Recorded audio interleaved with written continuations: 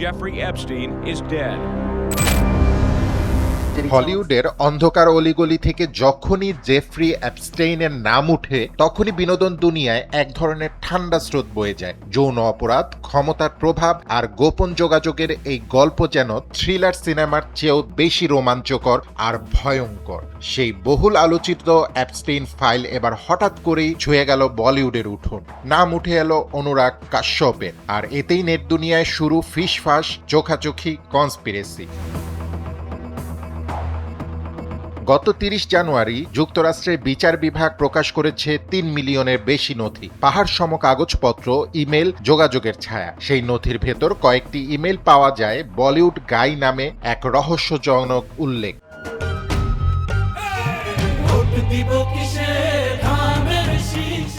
একটু খোঁচা দিলেই বেরিয়ে আসে পরিচিত নাম অনুরাগ কাশ্যপ। ভারতীয় সিনেমায় বিদ্রোহী নির্মাতা, যিনি ক্যামেরার সামনে যেমন আগুন তেমনি বাস্তবেও স্পষ্টভাষী।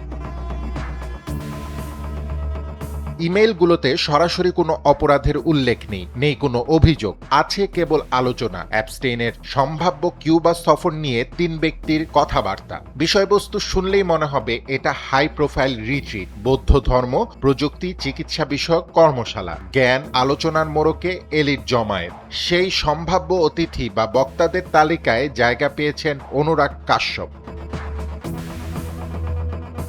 কিন্তু এখানেই গল্পের মোচড়। নথিতে নাম থাকলেই কি উপস্থিতি প্রমাণ হয়? মোটেই না। কোথাও নিশ্চিত করে বলা হয়নি অনুরাগ আদৌ সেই সফরে গিয়েছিলেন কিনা। এমনকি অ্যাপস্টেইনের সঙ্গে একই জায়গায় একই সময় ছিলেন এমন কোনো প্রমাণও নেই। তালিকায় নাম মানে কেবল সম্ভাবনা, ঠিক যেমন পার্টির গেস্ট লিস্টে নাম থাকলেই সবাই হাজির হন না। তবু বিনোদন দুনিয়ায় তো সুযোগ ছাড়ে না।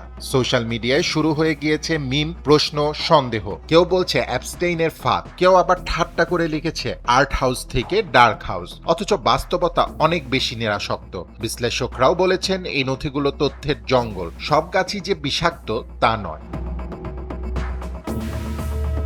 উল্লেখ্য, এটি প্রথম কোনো ভারতীয় নাম নয়। এর আগেও আলোচিত হয়েছে মীরা নায়ারের নাম। আন্তর্জাতিক অঙ্গনে তালিকায় ঘুরে ফিরে এসেছে মাইকেল জ্যাকসন, ডায়ানা রস, ক্রিস ট্যাকার, মিক জ্যাগারের মতো তারকারাও। ইতিহাস বলছে অ্যাপস্টেইনের কন্ট্যাক্ট লিস্ট ছিল বিশাল, আর সেই বিশালতায় ঢুকে পড়া মানেই অপরাধী হওয়া নয়।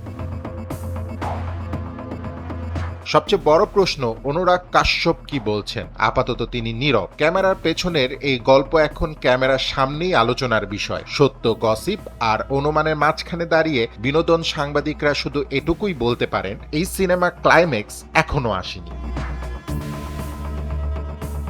ফুয়াদ রুহানী খান, এনপিবি।